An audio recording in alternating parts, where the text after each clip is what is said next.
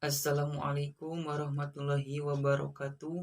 Perkenalkan, kami dari kelompok 8 yang terdiri dari yang pertama saya sendiri Rudi Hakiki, yang kedua ada Oli Noha, yang ketiga ada Auranisa Hermana Putri, yang keempat ada Fathia Hikmah Sakinah, dan yang kelima ada Tia Sani Minhatus Sania. Di sini kami akan membahas mengenai materi tentang Kerajaan Singasari. Untuk pembahasan pertama ada mengenai historis kerajaan dan silsilah raja-raja. Sejarah Kerajaan Singasari terkait erat dengan sosok Ken Arok yang konon menjadi pendirinya. Menurut kitab Paraton, wilayah Tumapel dipimpin oleh Tunggul Ametung yang menjabat sebagai Aku setara camat. Tunggul Ametung memiliki istri bernama Kendedes. Dikutip dari buku yang mengambil judul Pararaton tahun 1965 karya R. Pitono, setelah membunuh Tunggul Ametung dan memperistri Kendedes, Ken Arok pun menjadi penguasa baru di Tumapel atau Singasari. Ken Arok berniat melepaskan Tumapel dari kekuasaan kerajaan Kadiri. Terjadilah peperangan antara kerajaan Singasari melawan kerajaan Kadiri, yang kemudian dimenangkan oleh Ken Arok. Ken Arok pun mendeklarasikan dirinya sebagai raja dengan gelar Sri Rajasa Barata Sang Amur Wabumi. Berikut daftar raja-raja kerajaan Tumapel versi Pararaton. Bisa dilihat, yang pertama ada Tunggul Ametung, kemudian yang kedua ada Ken Arok, yang ketiga ada Anusapati, yang keempat ada Toh Jaya, yang kelima ada Wisnuwardana, dan yang keenam ada Kartanagara. Menurut kitab Negara Kartagama, tidak pernah menyebutkan nama Tunggul Ametung maupun Ken Arok. Penguasa Tumapel mengalahkan kerajaan Kadiri. Menurut Nagara Kartagama adalah Rangga Rajasa, Sang Girina Putra. Rangga Rajasa memiliki putra bernama Anusapati yang kemudian bertahta di Tumapel alias Singasari. Selanjutnya raja terakhir Singasari adalah Kartanagara, putra Wisnuwardana yang memimpin hingga wafatnya pada tahun 1292 sekaligus mengakhiri riwayat kerajaan Singasari. Nah, daftar raja-raja kerajaan Tumapel versi Nagara Kartagama bisa dilihat. Yang pertama ada Rangga Rajasa, yang kedua ada Anusapati, yang ketiga ada Wisnuwardana, dan yang keempat ada Nagara Kartagama. Nah, pembahasan yang selanjutnya ada mengenai unsur religi kerajaan Singosari. Nah, dalam bidang keagamaan, menurut Nagara Kartagama, Raja Kertanegara beragama Buddha Tarantayana yang berbaur dengan pemujaan terhadap Siwa Bhairawa. Sejak perpindahan pusat kerajaan ke Jawa Timur, waktu pemerintahan Empu Sindok pada abad ke-10, agama Siwa telah berperan sebagai agama resmi yang tidak hanya dipeluk oleh raja dan keluarganya, melainkan oleh udah masuk ke dalam pelosok-pelosok kerajaan. Nah, bahkan menurut Negara Kertanegara sendiri menginginkan agar para pemeluk agama Siwa dan Buddha akan selalu mengadakan ibadah bersama. Pada masa kerajaan Singosari, khususnya pada pemerintahan Raja Kertanegara, terdapat usaha untuk mempertemukan atau membaurkan antara agama Buddha Tarantayana yang dipeluk oleh Raja Kertanegara dengan agama Siwa Bhairawa. Pembauran tidak berlaku dalam seluruh sistem. Untuk memperlihatkan pembauran Buddha Tarantayana dan Siwa Bhairawa, Raja Kertanegara pun mendirikan 2 candi yang bersifat Siwa Buddha, yaitu Candi Jawi dan Candi Singasari. Baik, di sini saya akan menjelaskan tentang unsur kemasyarakatan Kerajaan Singosari. Kehidupan sosial masyarakat Singosari selalu berubah-ubah, tergantung pada kebijakan raja dan kondisi politik Kerajaan Singosari itu sendiri. Seperti pada saat Ken Arok memimpin, kehidupan sosial masyarakatnya sangat terjamin. Hal tersebut dibuktikan dengan adanya para pendeta. Para pendeta tersebut meminta perlindungan secara langsung terhadap Ken Arok.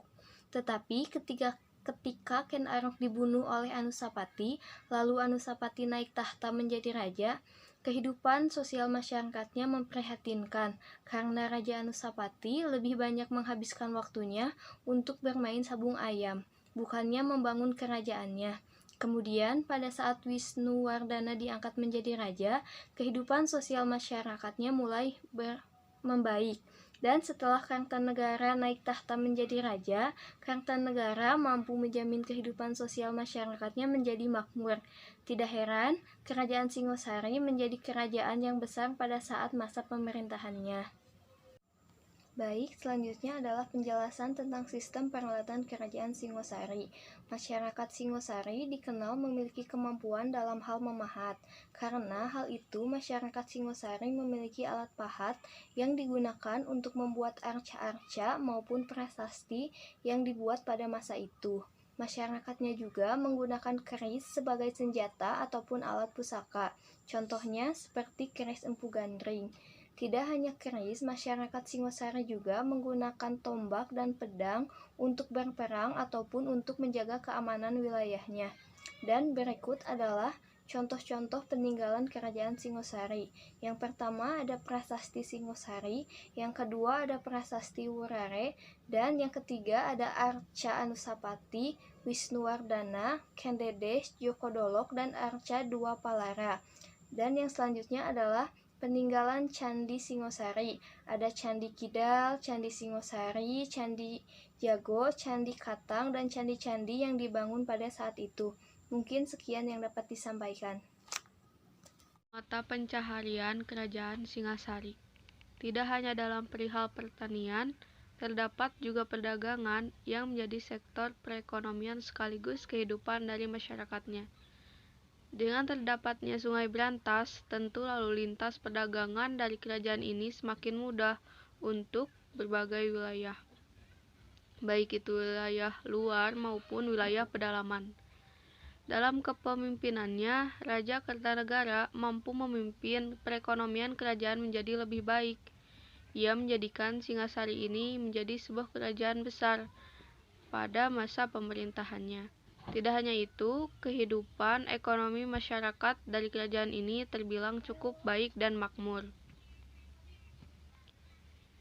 Unsur bahasa kerajaan Singasari. Bahasa yang digunakan pada kerajaan Singasari ialah bahasa Jawa kuno, serta bahasa Sanskerta. Perpaduan dua bahasa ini nampak dari sebagian prasasti yang ditinggalkan, seperti prasasti Manjusri yang dipahat dengan aksara Jawa kuno, serta pula bahasa Sanskerta. Unsur pengetahuan dan unsur sistem seni di Kerajaan Singasari. Setelah runtuhnya Kerajaan Singasari, yang meninggalkan beberapa peninggalan bersejarah yang menunjukkan bahwasannya pernah ada kejayaan yang terjadi pada masa kerajaan ini. Tentunya, peninggalan-peninggalan tersebut menjadi saksi bahwasannya kerajaan ini merupakan kerajaan yang besar menguasai daerah Nusantara di kala itu. Berikut beberapa bukti peninggalan yang ada.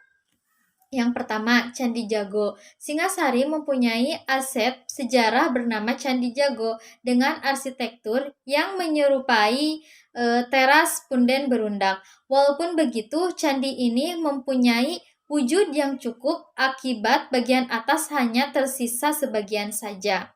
Di dalam catatan sejarah, candi ini sempat tersambar petir. Candi ini juga memakai batu andesit dalam membangunnya. Demikian juga tempat dari Raja Kertanegara beribadah. Kemudian selanjutnya yaitu Candi Singasari. Candi Singasari merupakan aset sejarah tidak terlupakan. Candi ini berlokasi di Kecamatan Singasari, Kabupaten Malang, Jawa Timur. tepatnya di lembah antara Gunung Arjuna serta Pegunungan Tengger dalam Prasasti Gajah Mada serta Kitab Negara Kertagama pada tahun 1351 Masehi disebutkan bahwa Candi Singasari merupakan kediaman terakhir yang disinggahi oleh Raja Kertanegara. Kemudian selanjutnya Candi Kidal dibentuk di Rejo Kidal, Tumpang Malang yang dipersembahkan kepada Anuspati, Raja kedua serta anak tiri Ken Arok sebagai bentuk penghormatan atas jasa besar Anuspati. Kemudian ada Arca Dwarapala. Peninggalan berikutnya adalah arca yang diberi nama Dwarapala. Arca ini bentuknya seperti monster dengan ukuran yang cukup besar, disebut juga sebagai penjaga pintu gerbang atau pintu menurut ajaran Siwa dan Buddha. Arca ini juga biasanya diletakkan di luar candi atau kuil sebab mereka meyakini sebagai penjaga untuk melindungi tempat suci di dalamnya. Kemudian ada Candi Sumberawal. Ialah salah satunya bangunan stupa yang berlokasi di Jawa Timur. Candi ini sendiri terletak di dekat 6 km dari daerah Candi Singosari. Candi ini tak hanya sebagai bukti peninggalan saja, melainkan dapat digunakan sebagai tempat ibadah umat Buddha di kala itu. Peninggalan lain dari Kerajaan Singasari adalah Prasasti Mula Malurung. Prasasti ini mempunyai bentuk seperti lempengan-lempengan tembaga yang dibuat atas perintah ayah dari Kerajaan Kertanegara sekitar pada tahun 1255. Prasasti ini juga merupakan suatu piagam penghargaan dan pengesahan kepada tokoh bernama Pranaraja. Kemudian, faktor seni Kerajaan Singasari. Faktor seni dari Kerajaan Singasari terdapat pada bagian kaki Candi Jago berupa ukiran relief-relief yang membentuk beberapa cerita. Berikut relief-relief peninggalan yang berupa kisah-kisah diantaranya yaitu yang pertama ada relief Kresnayana. Sama dengan namanya, relief yang terukir pada Candi Aset Kerajaan Singasari ini menggambarkan tentang cerita cinta ekspedisi Sri Kresna untuk menjemput belahan jiwanya, ialah Dewi Rukmini. Konon ceritanya tersebut termotivasi dari kehidupan Wisnuwardana. Kemudian ada relief Kalawayana. Berikut ini masih terdapat ikatan dengan relief Kresnayana menceritakan tentang peperangan yang terjadi antara Sri Kresna dan Prabu Kalayawana. Ada relief Kunjakarna. Di urutan ketiga terdapat relief Kunjakama yang diilhami dari cerita Buddha Mahayana. Ceritanya merupakan tentang seorang yang begitu taat beribadah bernama Kunjakarna. Dia mempunyai sahabat bernama Purnawijaya yang telah masuk ke neraka. Kemudian setelah diperlihatkannya oleh dewa, neraka adalah tempat yang sangat mengerikan. Kunjakama meminta dan memohon supaya ia bisa menyelamatkan sahabatnya. Karena ia begitu taat dalam beribadah, kemudian sang dewa mengabulkan permintaannya. Kemudian ada relief Pancatantra. Sedangkan itu, relief Pancatantra berkisah tentang 3 orang pangeran yang tidak dapat mendengar. Setelah itu, diajari oleh seseorang Brahmana menimpa kehidupan serta kebijaksanaan. Cocok dengan namanya, Pancatantra berisikan 5 ajaran pokok yang diajarkan dengan memakai cerita Pabel. Kemudian ada relief Pertayajena serta Arjuna Wiwaha. Relief Pertahayajena serta Arjuna Wiwaha ialah relief terakhir yang terukir pada candi peninggalan Kerajaan Singosari. Ukiran tersebut berkisah tentang Pandawa yang dibuang ke hutan sebab kalah dari Kurawa. Pada video pembahasan yang terakhir mengenai peristiwa penting dan penyebab keruntuhan Kerajaan Singosari. Yang pertama yaitu Ken Arok membunuh Empu Gandring karena Empu Gandring belum sempat menyempurnakan keris gandring yang diminta oleh Ken Arok. Ketika Empu Gandring dibunuh oleh Ken Arok disumpah serapah oleh Empu Gandring bahwa 7 turunannya akan mati oleh keris itu. Yang kedua, Ken Arok membunuh Tunggul Ametung yaitu Aku Tumampel. Nah, namun bukan secara langsung, tetapi Ken Arok menggunakan siasat, yaitu dengan memberikan keris itu terlebih dahulu pada Kebo Ijo, lalu Kebo Ijo memamerkan keris itu keliling dekat dengan pemerintahan Tumampel. Kemudian pada malam hari keris itu dicuri oleh Ken Arok, dan Ken Arok pun masuk ke dalam rumah Aku Tumampel, yaitu Tunggul Ametung, dan menikamnya dari belakang. Kemudian keesokan harinya, karena Kebo Ijo yang diketahui memilih keris itu, akhirnya Kebo Ijo pun dibunuh. Setelah itu, Ken Arok pun menaiki tahta jabatan sebagai Aku Tumampel. Dan tak lama kemudian, Ken Arok pun memproklamirkan kerajaan Singosari dan mengalahkan kerajaan Kadiri. Karena pada saat itu Tumampel masih bagian dari kerajaan Kadiri. Lalu Ken Arok yang sudah menduduki tahta kerajaan kemudian tak lama pula dibunuh oleh Anusapati.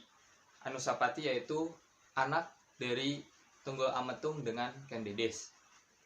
Nah, Anusapati pun tidak terlalu lama memimpin Singosari, karena Anusapati pun kemudian dibunuh oleh Toh Jaya, anak dari Ken Umang, istri kedua dari Ken Arok, di mana Toh Jaya menyuruh seorang penggawa untuk membunuh Anusapati. Kemudian setelah itu pun Toh Jaya juga tidak lama, kemudian Ranggawuni naik tahta dengan gelar Jaya Wisnuwardana, dan Manisa Campaka menjadi Ratu Anggabaya. Setelah Ranggawuni wafat digantikan oleh Kartanegara, dan Kartanegara adalah putra dari Jaya Wisnuwardana atau dikenal dengan Ranggawuni. Nah, kerajaan Singosari mencapai puncaknya ketika dipimpin oleh Raja Kartanegara. Namun tak lama pula Singosari pun diserang oleh Kadiri. Sebagai rasa sakit juga datangnya serangan kerajaan Mongol yang menjadi kehancuran bagi Singosari. Nah, adapun beberapa peristiwa penting yang menyebabkan jatuhnya kerajaan Singosari. Yang pertama yaitu banyaknya pasukan Kartanegara yang pergi keluar Jawa dengan tujuan ekspedisi Pamalayu. Kemudian yang kedua yaitu banyaknya pengkhianatan dari para pembantu istana yang kedudukannya sempat digeser oleh Raja Kartanegara dan dipindah-pindahkan. Lalu yang ketiga yaitu adanya strategi yang salah dan terlalu memfokuskan menghadapi serangan dari Mongol. Karena pada saat itu Mongol pun menyerang karena kerajaan Singosari tidak mau bergabung dengan Mongol. Dan yang terakhir yaitu adanya serangan secara mendadak dari Jayakatawang dan Arda Raja yang tidak diperhitungkan sebelumnya oleh Kartanegara. Mungkin itu yang dapat disampaikan kelompok kami. Mohon maaf apabila banyak kesalahan. Wassalamualaikum warahmatullahi wabarakatuh.